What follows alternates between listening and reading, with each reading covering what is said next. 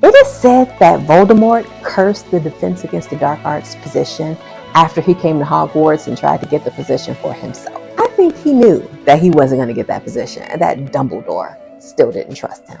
I think his primary goal was to hide the Ravenclaw Horcrux and that he used that interview to do it. But who knows with Voldemort? It could have been that he was insulted by something Dumbledore said, or the fact that Dumbledore still didn't trust him. So he cursed the position. It was mainly a pettiness against Dumbledore. Dumbledore would have to go through the trouble of replacing a professor every single year. Seriously though, do we really think the Dark Lord Voldemort would have stayed in one place long enough to become a high school teacher?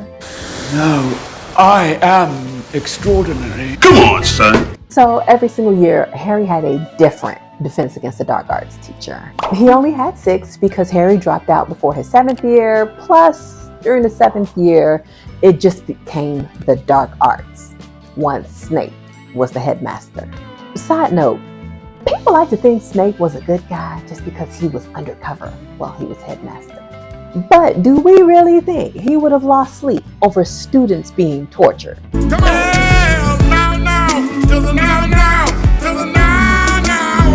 Now. Up until he became headmaster, he was torturing students himself.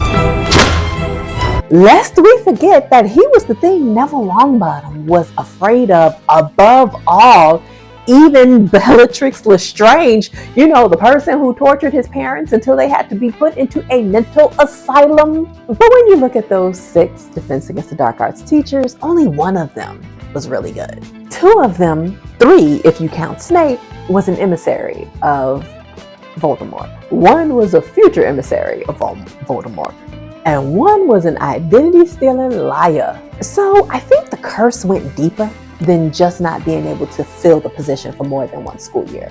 It was almost like the people who came to teach in that position was cursed as well. The one good guy was a werewolf, cursed to never be able to hold down a job because of what he was. Lockhart was cursed because he was always chasing fame, and his methods of attaining it finally backfired on him when he tried to use it against a middle school student. Yes, might have gotten away with it too. It wasn't for these blasted kids. The others were cursed just for their association with Voldemort. But who was the best Defense Against the Dark Arts teacher? Let's start with number 6, who was Umbridge, of course. Mainly because she didn't teach anything. There's nothing in here about using defensive spells. Using spells? Well, I can't imagine why you would need to use spells in my classroom. Because of her, many people count Harry as the unofficial teacher for Defense Against the Dark Arts in the 5th year. You know, Dumbledore's army. I mean, yes, maybe, but really it was just a student-led study group. At number 5, we have Professor Quirrell. I don't really know what he taught them, but he was better by default than Umbridge because he taught them. At number 4, we have Snape. Controversial, I know. All I can remember from Snape's classes was him antagonizing Harry. In 6th year, he was just as bad as Umbridge, so he gets 4th place for simply being compared to Umbridge. Now, number 3 goes to Lockhart because he taught Harry Expelliarmus, a spell that Harry used all the time, especially whenever he went toe-to-toe with Voldemort.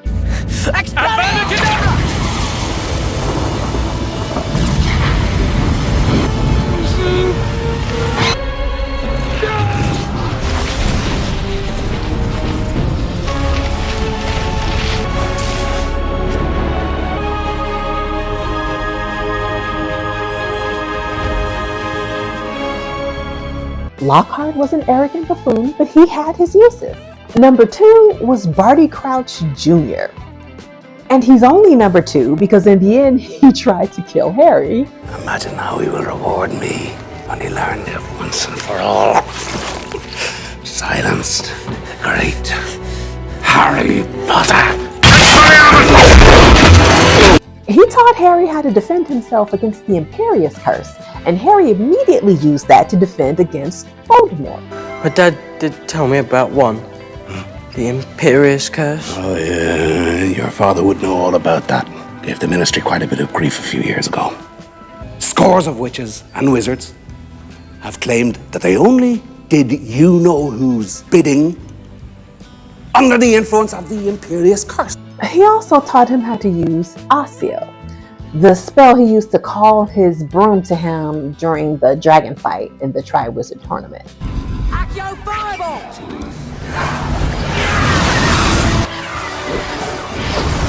He was also the person who first encouraged Harry to become an Aura, or Dark Wizard Catcher. He was like, yeah, you can become an Aura, then you can catch me. I mean, he was really one of the greatest teachers these kids had ever had. They all admired him. I think Barty missed his calling. And number one, of course, is Remus Lupin, friend of James and Lily. He taught those kids so much they were able to use what he taught them a couple of years later when passing their owls.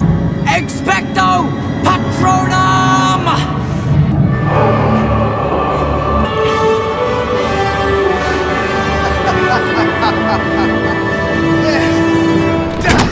It's really sad that he died because McGonagall could have brought him back after the war was over. I mean, after your child has fought giants and the most evil wizard ever, I think you'd probably be chill about them having a werewolf for a teacher. So yeah, the only thing separating Lupin from Barty Crouch Jr. is that one was a Death Eater and the other was a misunderstood werewolf. Barty wasn't even a teacher and he surpassed all of the other teachers except Lupin by far. Maybe that was another element of the curse, that the students would suffer from uneven education. I guess the curse finally died with Voldemort. They should have offered the 7th year kids in Harry's class a redo. But just like they didn't give Hagrid the education he was deprived of, I don't see them making this right either. So who do you think was the best defense against the dark arts teacher at Hogwarts? Let me know in the comments below. If you enjoy my videos, please support my channel by subscribing or joining my membership or donating through Ko-fi, Cashapp, or Super Thanks. Or you can purchase merch related to my fantasy novel or just buy my fantasy novel, The Fairy Princess. And let's continue the conversation in the Fairy Princess Facebook group. All links in the description.